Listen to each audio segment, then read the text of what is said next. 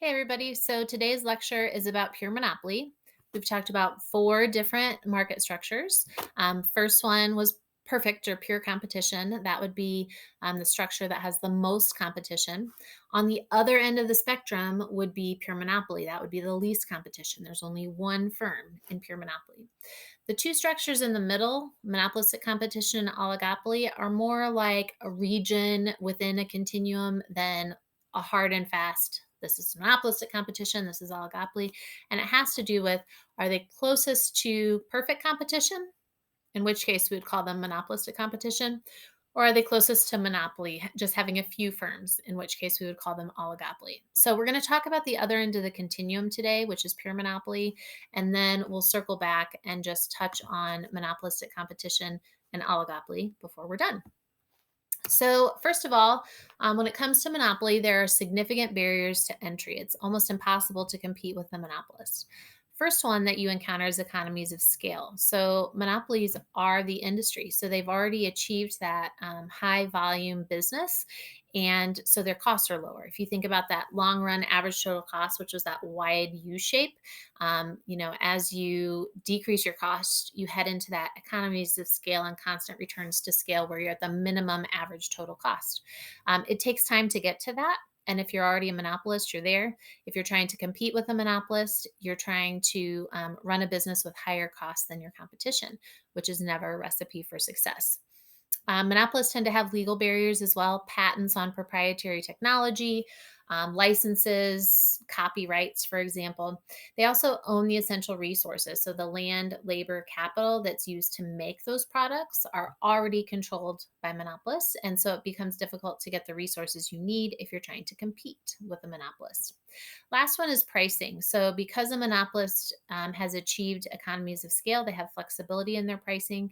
They can lower their prices more than their competition because their costs are less. So, all four of those things together make it nearly impossible to compete with monopolists. This is why most monopolies are illegal today. You can't just buy out your competition and create a monopoly.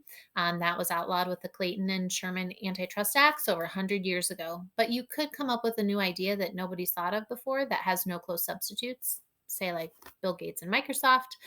And basically create a technological monopoly where you've got barriers to entry like what are listed here.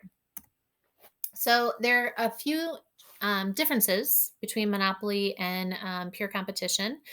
The first one has to do with demand, and this goes along with number 23 on your key ideas handout.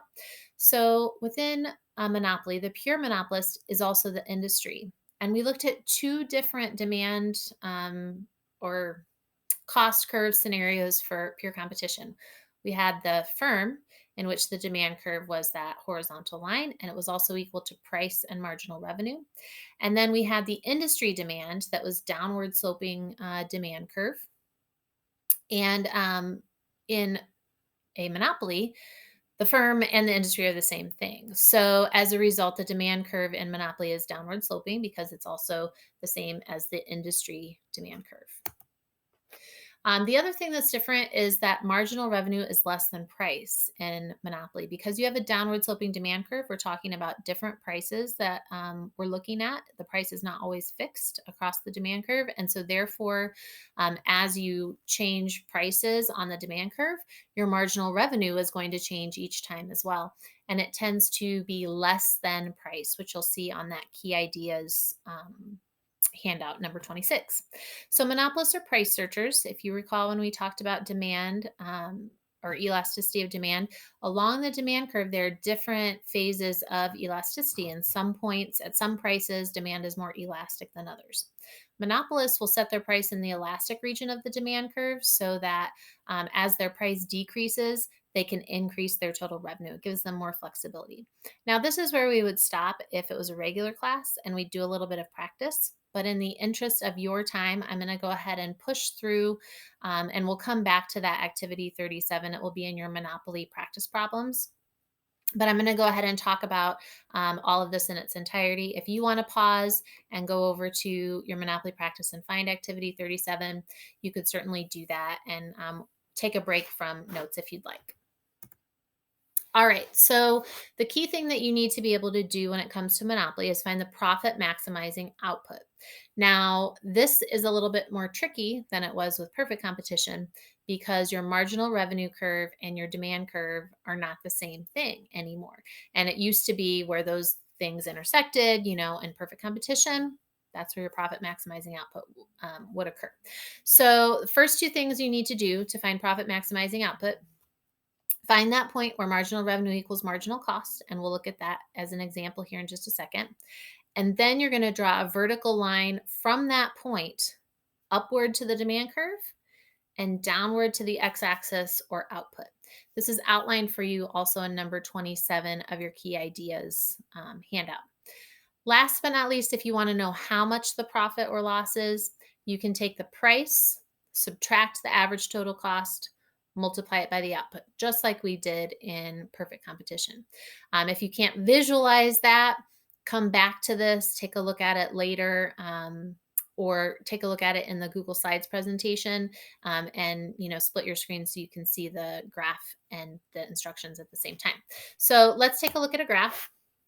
Here's what your monopoly cost curves look like. There's a number of things that are the same. So you've got your average total cost curve, still that U-shaped curve. Your marginal cost curve is still that Nike swoosh.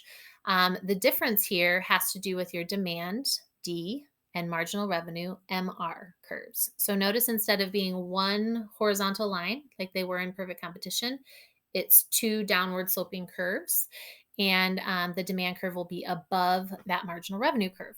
So to find your profit maximizing point, you're going to find where marginal revenue equals marginal cost. That's highlighted for you right in the middle of your screen. And then you can see from that point, there's a curve or a line drawn upward to your demand curve. If you pull that over to your y-axis, you'll see the price. And then the curve or the line also goes down to your x-axis, which shows you your quantity. So according to this graph, profit is maximized at a quantity of output of 5 and a price of $122. In the graph, it shows the price is just below 125. And if you look all the way at the top, it says P of M equals 122. That's the monopolist price equals 122. Now we can see exactly where the profit is by looking at where that price is in relationship to where the average total cost curve is. So it shows you, we know the price is 122. Below that rectangle that says economic profit, it says A equals $94. So that's your average total cost equals $94. To find your profit, then you're going to take that 122 minus 94, so price minus your average total cost curve, and that would be your per unit profit. And then if you multiply that by 5, that would give you your entire profit. In other words, what you're doing is looking at the area of that rectangle. You're looking at your rise, which is the difference between 122 and 94, and your run, which is a quantity of 5, and you're multiplying those two together. All right. So a lot of people think that monopolists can charge whatever price they want because they have no competition. But that's not exactly true. A monopolist will seek their maximum profit, not necessarily their highest price. So if we go back and look at that graph again, notice that if I keep making the price higher, I'm going to be shrinking that distance between my demand curve and my average total cost curve, which means I'm actually shrinking my profit. So the goal is to set the price in that region where I have the biggest vertical distance between my price and my average total cost. To reiterate, monopolist looks for max profit, not necessarily the highest price.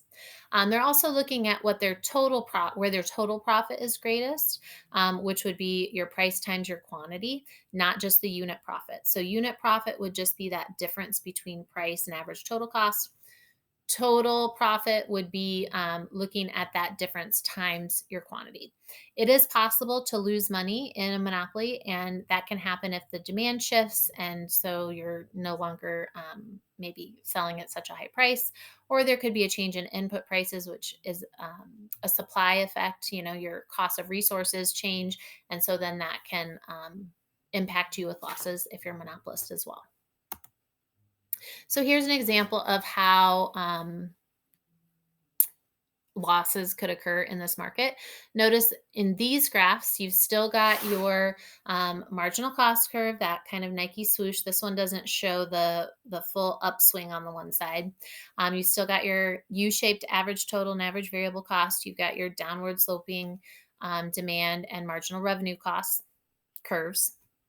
But now your average total cost curve is above your demand. And so you're in a loss minimizing situation. The vertical distance from that total cost to your price is going to be the loss. Multiply that times the number of units of output, and you would get your total loss. Now, the only reason you would shut down if you're a monopolist would be if that demand curve fell below your average variable cost curve, or if your costs rose and your costs were higher than your demand curve. In that case, you'd lose less money by shutting down altogether than you would by staying in business. All right, so economic effects of monopoly. What you're looking at on this slide, on the left-hand side would be your purely competitive market. On the right-hand side would be a pure monopoly. So pure competition is perfectly efficient. You are going to achieve allocative efficiency, meaning that you're producing the mix of goods that's most wanted by society. You're going to produce, you're going to achieve productive efficiency, meaning that you've got that lowest cost. But you're not achieving either one of those things on the right hand side in monopoly, because you're experiencing a deadweight loss. Your marginal revenue is going to be less than your price. And so, therefore, you have all this inefficiency. On the right hand side, that gray triangle that you see represents that deadweight loss to society that occurs because the marginal revenue and demand are not the same thing. So, key takeaway, basically what you need to know: pure competition is perfectly efficient, and a monopoly is inefficient. That's the main takeaway that you need to know from this slide. Another effect of monopoly is that there's income transfer. So this is number 29 on your key ideas page. There's an income transfer from consumers to monopolists. So this is, you may have heard the phrase like the rich get richer, the poor get poorer. This is true many times for monopolists. They have no competition. They have very few costs. And so they just keep, making more money, making more money, and consumers are literally transferring that to them because they're not seeing any benefit of competition. They're not seeing lower prices, they're not seeing other options. Just all of that money is going from consumers to monopolists. So, again, this is why the Sherman and Clayton Antitrust Acts were passed. Another effect is like I said, lack of competition, higher prices, lower quality. There's no incentive for monopolists to lower their price or improve their quality because they sell a product for which there are no close substitutes. Now, in addition to technological monopolies, there are some regulated monopolies. So this is where the government actually artificially creates monopolies, and they're also known as natural monopolies. The purpose of regulated monopolies is so that the government can assure certain services sometimes for people. For example, utilities are a regulated monopoly. Depending on where you live, you're going to either have NIPSCO for your electricity, or you're going to have Indiana Michigan Power. And that's all based on a government regulated monopoly that gives those companies different zones of control so that we have a regulated grid. We don't have competition between electrical companies, because if we did that, there could be electrical startups. Some guy down the road could be running generators out of his garage and undercutting other people. But then if he runs out of gas in his generators, your electricity goes out. Anyway, the whole idea is utilities would be an example of natural monopolies. So when it comes to natural monopolies, generally the prices are regulated as well. And there's two different types of prices you need to know. One is called a socially optimal price, and one is called a fair return price. So the socially optimal price would be the one where we would see allocative efficiency, the right mix of goods for what society wants. And it's generally where the price equals the marginal cost. The fair return price is set where your price equals your average total cost, and you would achieve productive efficiency there. So on the bottom right hand side of the slide here, it says, in which market structure does equilibrium occur at the point of maximum efficiency? The answer to that is a perfect competition. So you don't need to set prices that way in perfect competition. There's enough competition that the market regulates itself, and price equal will equal marginal cost and average total cost as a function of the invisible hand. Within a regulated monopoly, if we want to achieve that, the government has to artificially set that price. So let's take a look at how that looks on graphs. Oops. Okay, so here are cost curves for a regulated monopoly. And basically, what they've done is zoomed way in on these curves. So you can only actually see four of the curves. You've got average total cost is red, marginal cost is like a bluish teal, demand is green, marginal revenue is gray. So notice that your socially optimal price is going to be where marginal cost equals your demand curve. That's what consumers would want to pay. But notice that the socially optimal price on this graph is occurring below average total cost. So it's a loss situation for that monopolist. Fair return price would be where your average total cost equals your demand curve. And that's a little bit better. That would be a zero economic profit for that monopolist. If this was a monopoly that was regulating or that was operating without regulation, we'd be looking at the monopoly price, which is far higher and a huge profit for that monopolist. So, depending on what the cost situation is for each firm, the government may set the price at a fair return price, or they may set it at a socially optimal price. It's not that one is greater than the other. It's that you need to know socially optimal is where price equals marginal cost. Fair return is where price equals average total cost. And generally, both of those will occur below the actual monopoly price.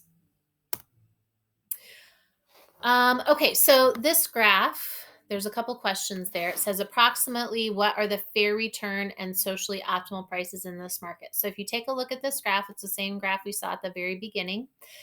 We already know what our monopoly price is. It's going to be $122. But what if this monopoly was regulated? So I'm going to just pause for a second if you want to pause it and try to figure it out, and then I'll talk through the answer.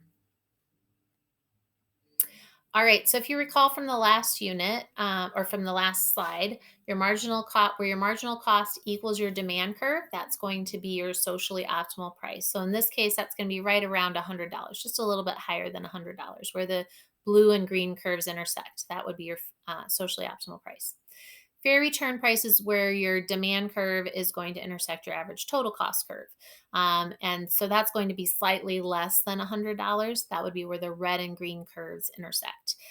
Both of those are significantly less than the monopolist price of $122. So it gives you the benefit of, in the case of utilities, having a, reliable electrical grid, but at a lower price than would normally exist because it's regulated by the government.